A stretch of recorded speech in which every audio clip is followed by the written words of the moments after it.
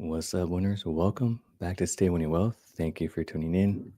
I appreciate the support. If you're new here, don't forget to hit the like and subscribe. It really helps about. It really helps out a small YouTuber like myself. So, the new age for a first-time home buyer is now up to 40 years old. So the first-time home buyer is now 40 years old. That's insane. What do you guys think about that? 40 years old is the average age of the first-time home buyer. That is insane. This is the most unaffordable market in US history. I know they like to compare it to the 80s when interest rates were in the teens, but you got to remember in the 80s, only one parent needed to work and you would still be okay. That's not the case today. Today, you need both parents to work and one of them have a side hustle depending on where you live at. So, compared to the 80s, I would still argue that this market today, this real estate market today, is the most expensive in history. Payments have doubled since 2020.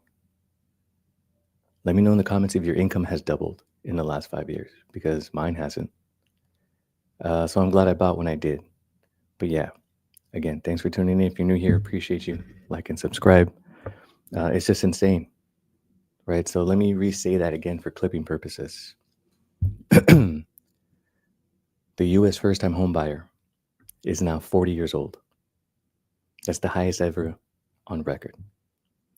I personally believe this is the most expensive real estate market in U.S. history. I know a lot of people like to compare it to the U.S. market, the U.S. real estate market in the 80s.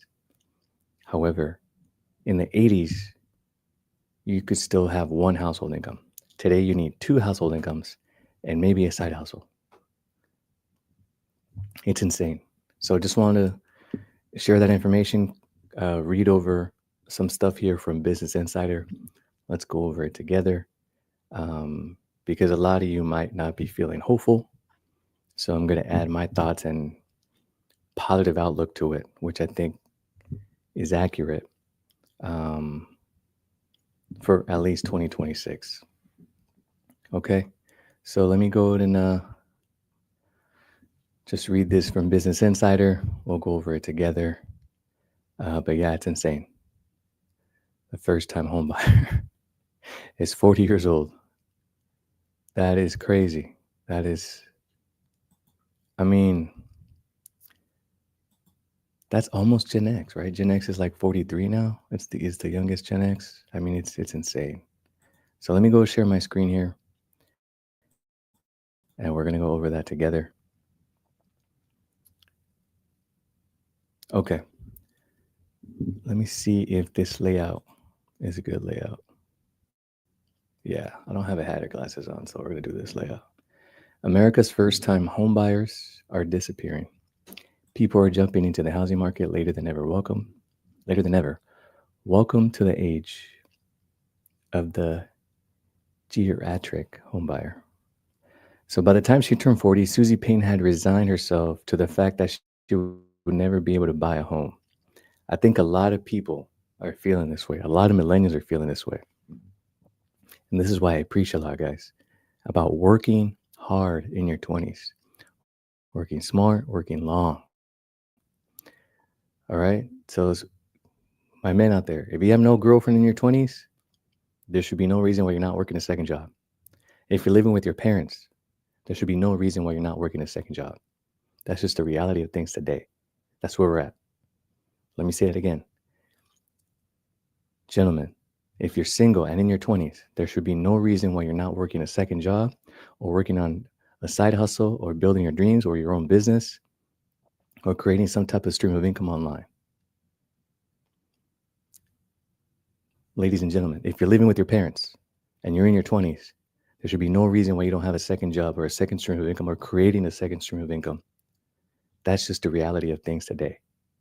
This is the most expensive real estate market in U.S. history, and it's very, very scary. Let me continue reading here. While her friends spent their 30s checking off the prize milestone, often with the help from their parents, Payne struggled to save money while raising a daughter on her own. Home prices in Portland, Oregon, where she lived, fell out of reach. long before the pandemic hit. Then Payne lost her job. When mortgage rates plummeted in the summer of 2020, she was more worried about meeting her basic needs than spending her Saturdays staking out open houses. I'm actually glad Business Insider always throws a personal story in there to deliver news. Because my 2 cents, as you already know, you follow me on X, Instagram, you already know my thought process is build the nest first. Build the nest first and then hatch the eggs. Even the birds in the wild know how to do this. What do I mean by that? That means your roots are planted, your assets are set. Then you can bring the children into the world. Okay. I think it's very selfish personally. If you live below the poverty line and you bring a new life into the equation, that's very selfish. This is just where we're at now, the reality of how expensive things are. Don't be that selfish person. Plant the seed first, build the nest first, and then hatch the eggs. That way, there's some shade for them to sit on. Okay. So I'm glad that Business Insider throws this. All right. So in 2021, though Payne moved to Philly, where the home buying possibilities seemed to open up, Philly is cheaper than Portland, Oregon. She could still find an old row home in the city for a little more than $200,000. We wish there was something for $200,000 out here in California, which is well within her price range. She got a new job, took classes for first-time home buyers, and discovered that she qualified for a larger loan than she expected. Okay, again, I'm glad Business Insider throws these personal stories to deliver the news.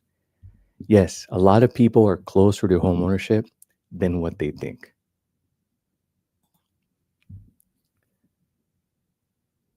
Reach out to me, reach out to experts, reach out to people locally so you can find out exactly where you're at. A lot of times you're way closer to home ownership than you think, and a lot of times you're qualified for way more than what you would actually think. Okay, so the first step is just to go ahead and inquire about it. Talk to a mortgage broker or a mortgage lender and say, hey, I'm interested in real estate. This is my financial situation.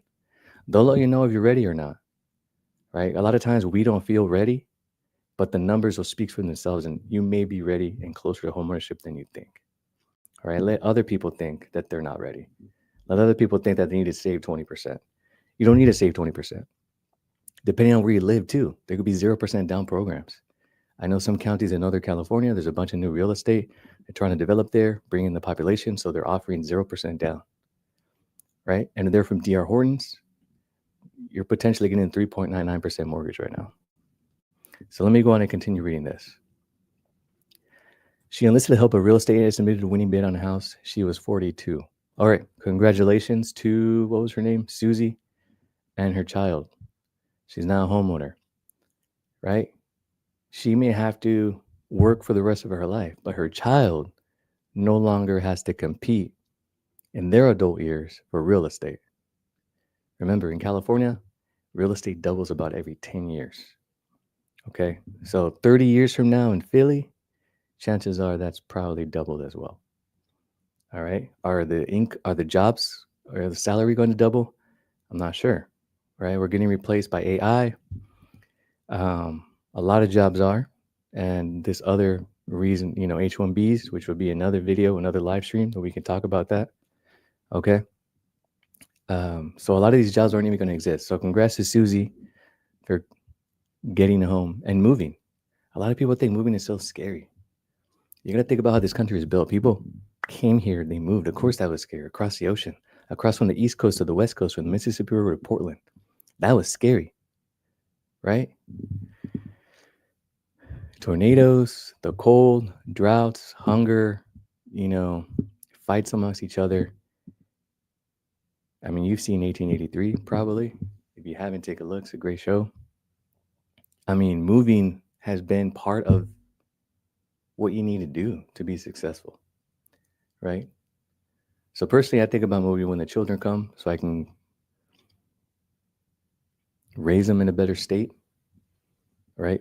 I could keep more of my income. There's other states where there's no state taxes because my kids will deserve that, or they do deserve it. Kids should deserve that. They deserve a better life than us. So let me continue reading here, and then we can go over what's going on. All right, so Payne describes her past as non-conventional, but she represents a sea change in real estate. First-time home buyers are older than ever, A decade or two ago, Americans typically bought their first homes in their early 30s. Yeah, in the 90s, you guys, the average home buyer was like 26. That was insane. Now they're 40. All right. Now they're 40. That's crazy. So, but today's standards, however, Payne is right on track.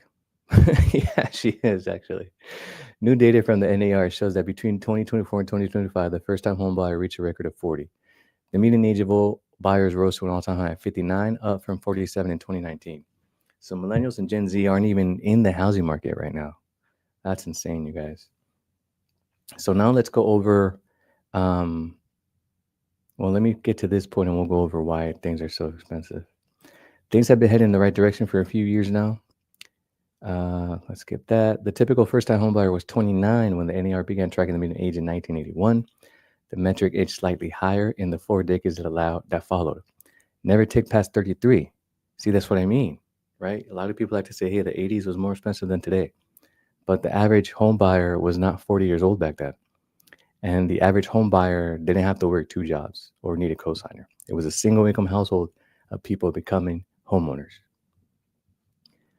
All right. It spiked to 36 during the pandemic. Maybe it was just elder millennials, long labeled as laggards since graduating to the Great Recession. That's true. A lot of millennials were graduating into 2006 to 2010. That's crazy. That's insane. So let me stop sharing my screen and let me bring up the one that I was reading live stream, which we're going to go over why, you know, why the mortgage payment has doubled. And we're going to break that down. So give me a moment while I find that real quick.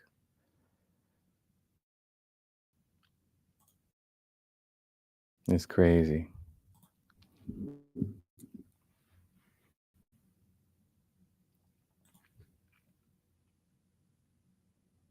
I'm not sure if this is the article, but let's just go over it very briefly.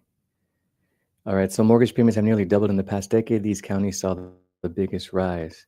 So mortgage rates have decreased in recent weeks, hitting their lowest level since the start of the year. All right, the average rate is 6.26. We're heading in the right direction, guys. And when that drops to 5.5, we're going to see like 5 million new home buyers jump into the market. And there's a little less than 2 million homes available on the market right now. So what does that do? Bidding wars, prices keep going up. So let me not even find the article anymore. Let me just tell you why I believe real estate has gotten so expensive. As someone who owns real estate, as someone who owns rental real estate, as someone who flips real estate. All right. Taxes, property taxes are up. Homeowners insurance is up, right? Appliances, materials, all of those costs are up since 2020, right? When you factor in insurance, when you factor in taxes, when you factor in the median price of real estate, and you factor in today's rates, when you do the math, the median home in 2020 compared to the median home now, the mortgage payment has doubled. That's just the reality. Let me eliminate this. I don't need no ads while I'm talking. That's insane. So that's the reason why real estate has gotten so expensive. Okay. But feel free to leave the comments below. I'm happy to help. Let's see. Is there a comment here? Oh, hey. Hey, Julie. Thank you for tuning in. I didn't have my comment section on, so I didn't know. Appreciate you. But yeah, that's insane, you guys. Just want to go over that information with you, share it, give you my 2 cents. Personally, I do believe it's going to get more affordable. Now with the government shutdown, we have a lot of benefits ending. A lot of benefits are going to a lot of people that are not Americans. That's been proven already. So maybe that encourages some people to migrate outside of the U.S., which would bring the housing demand down. We've already seen rents go down in the last 4 months. If you haven't seen that live stream, I'll go ahead and link it below or leave in the comment and I'll send you the link about how rents are down, mortgage rates are down. So even though it is the most expensive real estate market in U.S. history, I do believe it's about to get more affordable. And the government shutdown plays into it, which is playing into supply and demand. Okay.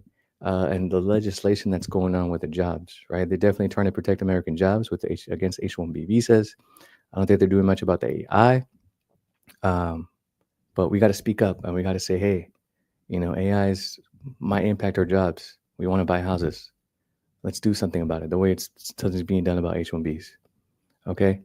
So if you haven't followed that live stream about how everything that's going on politically is affecting real estate prices and making things more affordable, just leave a comment and I'll go ahead and link it below and share it with you. But again, thank you for stopping by. Don't forget to like and subscribe. Stay winning.